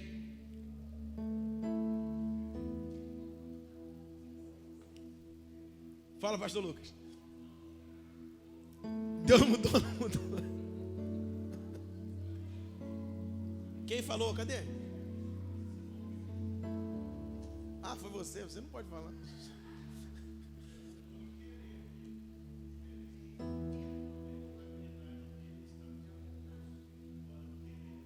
Perfeito. Eu gosto de interagir, irmão. Não tem jeito. Perfeito. Deus não muda, a imutabilidade de Deus são nos seus atributos. Deus nunca vai deixar de ser onipotente, nunca vai deixar de ser onisciente, nunca vai deixar de ser o todo-poderoso, nunca vai deixar de ser eterno. Deus é imutável quanto aos seus atributos, às suas qualidades divinas. Porém, a hora que Deus decreta, por exemplo, meio que uma mudança. Vai lá, Abraão, mata teu filho. Não, agora não mata mais não. E assim nós vamos pegar na Bíblia vários e vários e vários assuntos que Deus fala e... Amém? Então, irmãos, quando nós falamos de imutabilidade, que Deus não muda, né? Nós estamos falando da questão dos atributos de Deus. Uma outra coisa, Deus não é homem para que minta, nem filho do homem para que se arrependa. Quantos já ouviram isso na igreja? Irmãos, eu vim da Assembleia, eu ouvi isso a minha vida toda. Aí você vai lá no Gênesis, a Bíblia diz assim: e se arrependeu Deus de ter feito o homem. Deus se arrepende ou não se arrepende, irmãos? Estamos falando da Trindade, agora estamos parados em Deus, irmão. A gente tem Jesus e o Espírito Santo. O Espírito Santo é pouquinho, porque a gente deve fazer outra aula. Deve, não sei, se o pastor deixa a gente fazer outra aula. Mas, e Jesus também, mas vamos lá falar de Deus. Vamos, irmão, comigo? Acelerar o passo. Quando eu falo que Deus se arrependeu, a palavra no hebraico, se arrependeu, não é se arrependeu. Deus não se arrepende. Ah, eu fiz, me arrependi. Senão não é Deus, é homem. Na verdade, Deus ali, a palavra no hebraico, é que Deus se entristeceu. É muito diferente, que eu te falei. A transliteração da Bíblia para o português virou uma Bíblia aportuguesada, pesada e difícil de compreensão. Por quê? Porque se nós formos estudar sobre a palavra de Deus, nós vamos ver que a Bíblia nunca se contradiz. Se você achar um texto se contradizendo, não existe, nunca se contradiz. Isso é a doutrina que nós estudamos quando falamos da palavra de Deus, a Bíblia. Amém? Então, quando fala que Deus se arrependeu e depois vai falar que Deus não é homem para que minta, nem filho do homem para que se arrependa, realmente Deus não se arrepende. A palavra que Deus se arrependeu de ter feito o homem, e aqui outras questões, é que Deus se entristeceu e não se arrependeu. A palavra original no hebraico é se entristeceu. Amém, irmãos? Glória a Deus. Vamos lá. Outra coisa, alguns dizem assim: Deus, ele é fiel. É uma das qualidades, a fidelidade de Deus. E alguns dizem assim: quem tem promessa de Deus não morre não. Hein? Morre ou não morre, irmãos? Eu gosto de cutucar você. Quem tem promessa de Deus morre ou não morre, irmãos? Hã?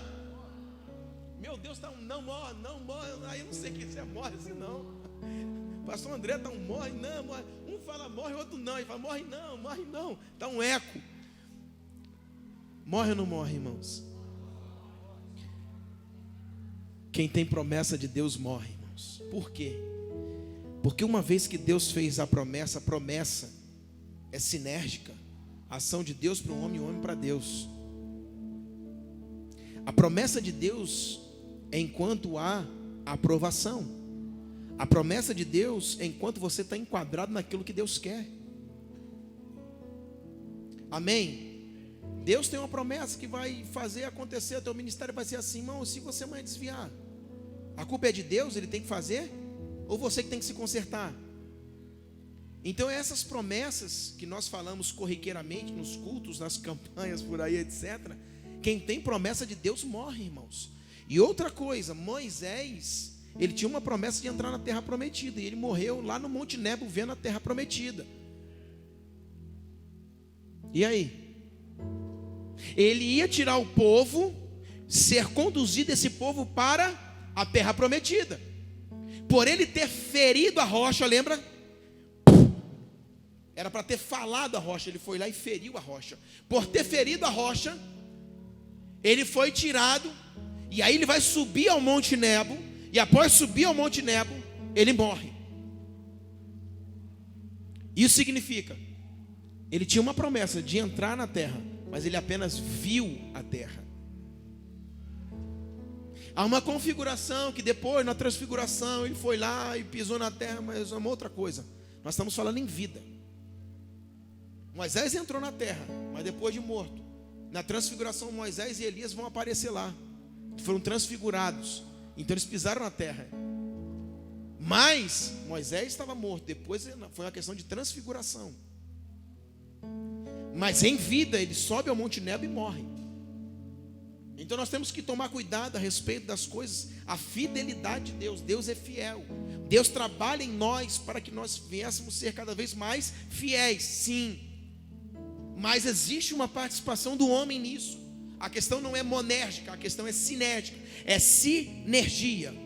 Amém, queridos? Glória a Deus. Última qualidade de Deus aqui, soberano. Deus é soberano sobre todas as coisas, governa sobre tudo e sobre todos, e nunca perdeu o controle de nada. Não, mas eu acho que o Brasil, mas eu acho que o Lula agora sendo interrogado lá, você apenas acha, ele nunca perdeu o controle de nada. Não, mas olha a economia do país, mas olha a política, mas quem vai ser o próximo presidente? Meu Deus, Deus nunca perdeu o controle de nada. Nem da minha vida, nem da sua, nem do Brasil e nem das nações. Deus detém o controle de todas as coisas. Parece que às vezes as coisas estão em desordem, sim ou não? Nós olhamos, parece que está um caos, mas Deus nunca perdeu o controle. Amém? Irmãos, rapidamente, atributos de Deus quanto às suas qualidades morais, a sua personalidade. Ele é justo, Deuteronômio 32:4. Ele é reto. Não há incoerência no comportamento de Deus, há uma retidão. Ele é santo, isso significa, ele é separado. Nunca nada vai manchar, obviamente, a santidade de Deus. Verdade, ele é verdade absoluta. Ele disse, eu sou a verdade em Cristo. João 3:33. Então ele é verdade absoluta. Ninguém pode, contra a verdade de Deus. E Deus é amor. E é aquele amor que ele corrige ao filho que ama. Então, mas Deus é amor e estou passando aqui. Está passando, Deus corrige a quem ama. Amém, queridos? Vamos lá. Existe uma coisa na teologia chamada teofania. O que é teofania? São manifestações temporárias de Deus.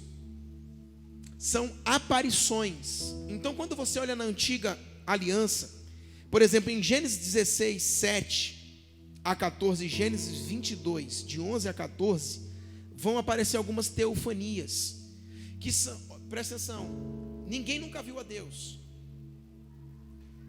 mas a teofania ninguém explica, são aparições de alguma forma, Deus se apresentando e se manifestando de forma temporária ao homem, e depois, você vê aquela sarça ardente, aparece lá uma voz que sai dali, não se consumia. Amém? Existe também a cristofania, a aparição de Jesus pré-encarnado. Nós vamos ver isso em alguns momentos.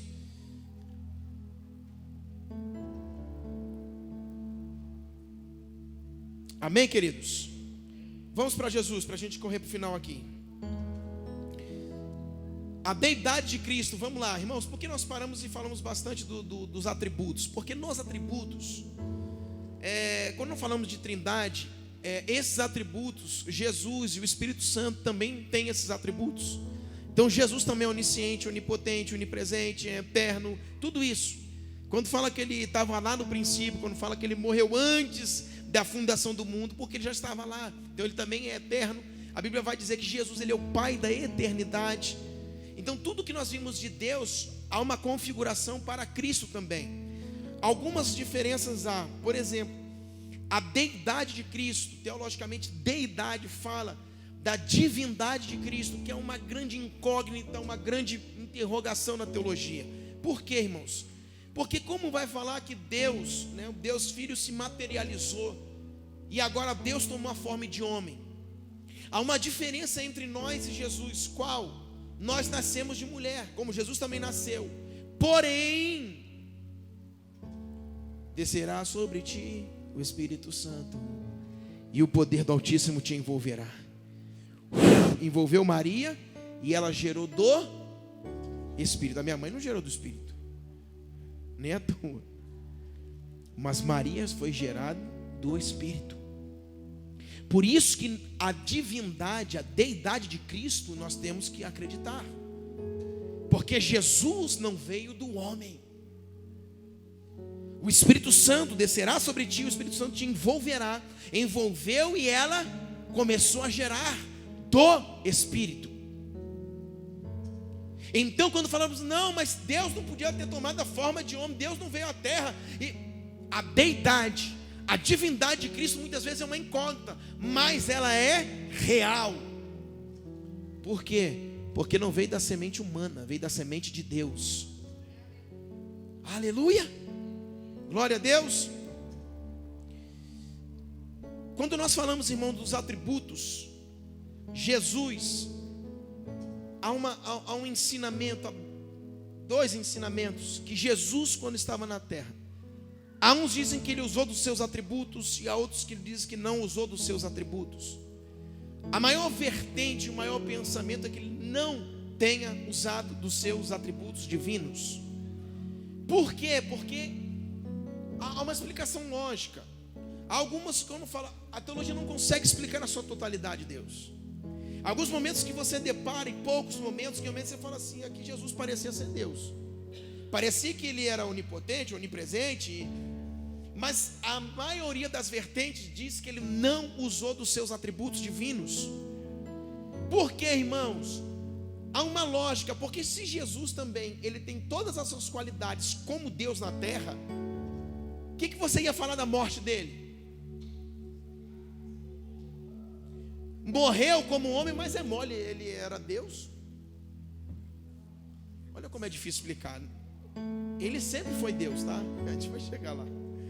Mas eu estou falando das suas qualidades como Deus. Então o homem veio para morrer por nós, mais um super homem. Você ia dizer, é fácil para Jesus morrer. Por quê? Porque cheio das qualidades de Deus, ele veio à terra, não se desfez dela, e agora ele morre. Mas ele morreu, mas também ele tinha todo o poder, ele era Deus. Por isso acreditamos, a maior crença na teologia diz, isso não é uma discussão muito grande, porque a maioria acredita que ele não tem usado os atributos divinos, vai dizer que ele tenha os atributos, mas não foram usados. Que ele tinha, mas não foram usados. Então Deus, Jesus, estamos em Jesus agora, ele era onipotente, mas ele não usou desses atributos. Por quê? Porque senão, ele está na cruz, ele saía da cruz, descia, acabava com o diabo, pum, pum, pronto, acabou a história da humanidade. Então essa linha teológica, ela diz isso, que nós, e é uma vertente. Pastor, qual você acredita? Quase, eu fui ensinado assim, eu acredito quase nela, mas às vezes tem, sabe, umas coisas que parece que ele está ali, que ele usou e não usou, mas fica para você meditar. O pensamento é coerente, que ele não tem usado os seus atributos, como Jesus aqui, como carne e osso na terra. Por quê?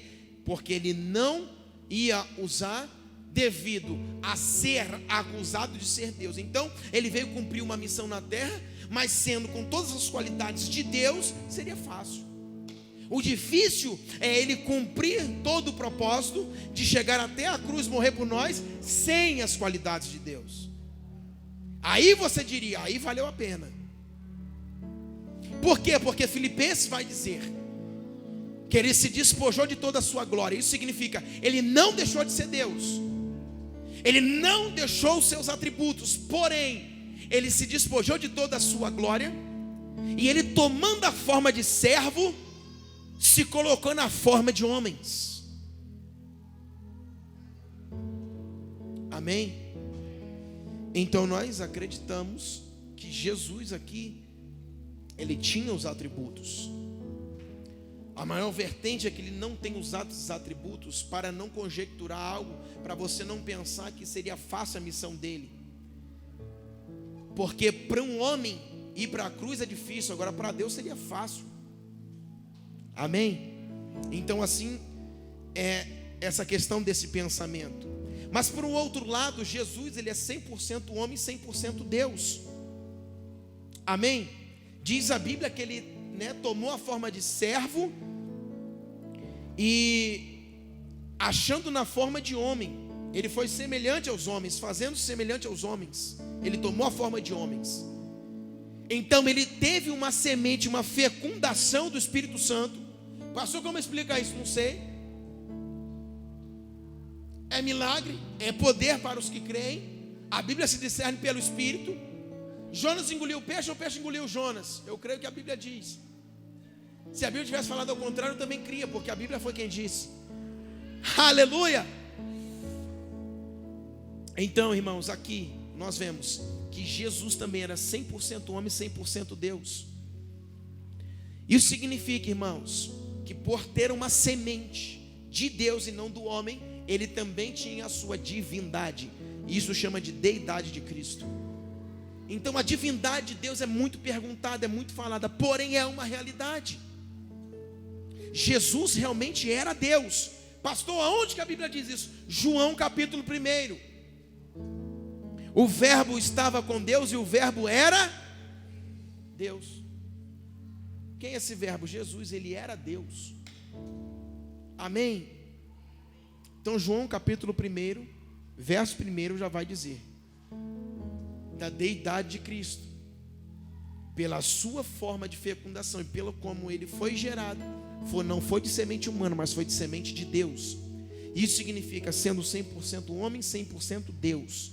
Porém, como Deus, a maior linha de pensamento é que ele não tem usado dessas qualidades que Deus tem, para não configurar uma facilidade na sua missão. Amém? Pastor, você vê às vezes eu vejo algumas coisas aqui que eu falo, será? Mas na maioria das vezes, pela linha de pensamento, que se ele usou ou não, pensamos que não foi fácil a missão, ele veio como homem para morrer por nós. Amém, queridos? Por isso muitas vezes, por exemplo, pastor, quando você acha que tem, por exemplo, ele diz, todo poder me é dado nos céus e na terra, todo poder, ele disse na cruz. Parece ali que ele é onipotente. Parece que ele está o quê? Atribuído à onipotência. Por isso que eu falo que às vezes parece. Mas pastor, irmãos, a gente tem que correr. Mas qual é o mistério de Jesus então? Se a linha de pensamento é a deidade, a divindade dele, ele realmente foi nascido de semente de quem? De Deus. Foi fecundado por Maria lá. Maria, foi fecundada pelo Espírito. Veio a nascer. Não usou esses atributos pelo pensamento lógico. Aí vai cumprir a missão. Tá, ok. O maior mistério da vida de Jesus, Colossenses 2:9. Então por quê? Por isso que a gente não pode, aqui que a confusão dele ter usado os atributos ou não.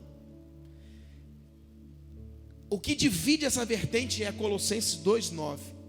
Porque nele habita corporalmente toda a plenitude da divindade. É forte.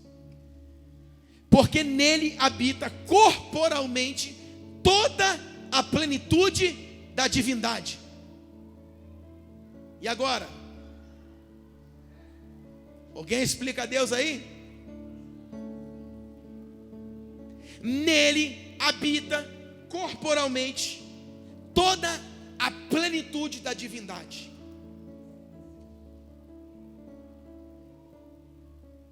Por isso falam que aqui ele usou o atributo, porque nele está incorporado a divindade. Mas outros já dizem o seguinte, que Colossenses está dizendo aqui, Paulo está dizendo à igreja de Colosso, que a plenitude do Espírito era vivida por Cristo, o que nós não conseguimos. Porque ele não pecou, porque ele era Deus? Não, porque ele vivia uma plenitude do Espírito nele.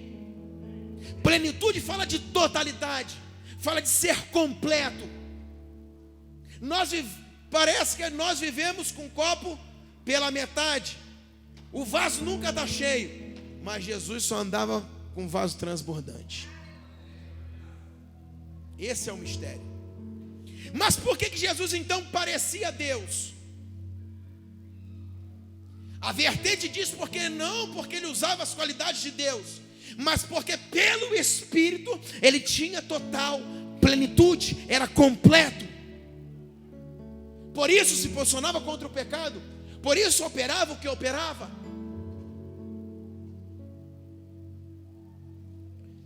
Amém? Então em alguns momentos ele vai falar, ei, como ele falou aqui, todo poder é me dado. Não se esqueça que eu também sou Deus. Aleluia. Vamos para o final. Irmãos, algumas passagens acontecem como anjo do Senhor. Abra aí Êxodo 3, 5 e 6. Há uma manifestação pré-encarnada de Cristo. Pastor, como isso? Aparece um ser em que os homens vão adorar. E por o homem adorar, o que vai acontecer? Nós configuramos que não era um anjo. Por quê? Porque anjo não tem adoração. Prosseguiu Deus, não te chegues para cá, tira o sapato dos teus pés, porque o lugar em que estás é terra santa. 6. Disse mais, eu sou o Deus de teu pai, o Deus de Abraão, Isaque e Jacó. E Moisés escondeu o rosto porque temeu olhar para Deus. Há, irmãos, configurações em que anjos, em que criaturas pré-encarnadas aparecem, e que nós vamos ver que não era apenas um anjo. Por quê? Porque a ordem é não se prostrar diante do anjo. Anjo não deve ser adorado, somente a Deus. Por isso não adoramos imagem de escultura, porque somente a Deus. Então nessa conjectura aqui, nós vemos que apareceu seres em que homens se prostraram, em que homens adoraram. Isso significa, porque não era um anjo, era a trindade, era a divindade pré-encarnando ou se manifestando, era uma teofania. Então mesmo que Jesus não tinha vindo à terra ainda, a cristofania parecia uma pré-encarnação do Cristo. A teofania, algumas aparições e manifestações do Deus na antiga aliança. Amém, irmãos? Quando a Bíblia fala sobre o anjo do Senhor, a Bíblia muitas vezes está mencionando a Jesus como anjo do Senhor. Anjo do Senhor, a Bíblia às vezes vai falar sobre anjo, e às vezes nós nos deparamos com a expressão anjo do Senhor. A expressão anjo do Senhor está se referindo a Cristo. Amém? Para nós acabarmos, Ele é Pai da eternidade. Isso significa, já falamos aqui, sempre existiu. Espírito Santo, vamos lá rápido e nós terminamos. Agora é coisa rápida só para a gente terminar. Nós somos templo do Espírito Santo. Então o Espírito Santo veio habitar em nós. Hoje nós somos morada, casa, do Espírito Santo. É a forma como a Trindade, Deus se manifestou no início, Jesus inaugurou o tempo da graça, e o Espírito Santo agora veio para fazer o fechamento dos tempos. Eis que estarei convosco todos os dias à consumação dos séculos. Então Jesus sobe ao assunto aos céus, mas envia o Espírito Santo, o outro Consolador, o Espírito da verdade, que vai testificar o caminho. E isso significa, Jesus habitou entre nós, mas o Espírito Santo habitou dentro de nós. Então Jesus é a revelação de Deus entre nós. O Espírito Santo é a revelação de Deus dentro e não entre nós. Amém? Então, para nós acabarmos, nós vemos aqui como o Espírito Santo é uma pessoa. Atos 5:3 vai falar ali que Ananias e Safira, eles mentiram ao Espírito Santo. Se o Espírito Santo não fosse uma pessoa, na questão da Trindade, jamais falaria que o homem, que Ananias e Safira, tinha mentido ao Espírito Santo. Amém? Então configura que ele é realmente uma pessoa. A Bíblia diz que ele reporta com gemidos inexprimíveis, Romanos 8:26. Então o papel do Espírito Santo é estar intercedendo por nós, é estar dentro de nós, testificando o caminho, apontando para Cristo. Amém?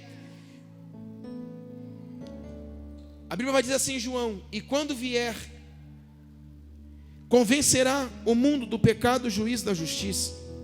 Do pecado, porque não creem em mim; da justiça, porque vou para o meu Pai, e não me vereis mais; e do juízo, porque já o príncipe deste mundo está julgado. Ainda tenho muito a vos dizer, mas vós não o podeis suportar agora. Mas quando vier aquele Espírito da verdade, olha aqui, ele vos guiará em toda a verdade. Função da terceira pessoa da Trindade. Ele vos guiará em toda a verdade, porque não falará de si mesmo, mas dirá tudo o que tiver ouvido, e vos anunciará o que há de vir. Ele me glorificará, porque há de receber do que é meu. Ele me glorificará. Olha só, o Espírito Santo glorificará a Jesus, porque ele receberá do que é meu, vou-lo-á de anunciar. Tudo quanto o Pai tem é meu, porque isso vos disse, que há de receber do que é meu, e vou-lo-á de anunciar.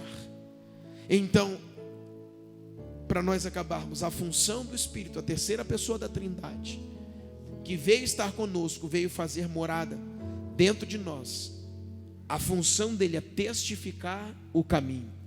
A Bíblia vai dizer aqui em João que ele nos guiará em toda a verdade.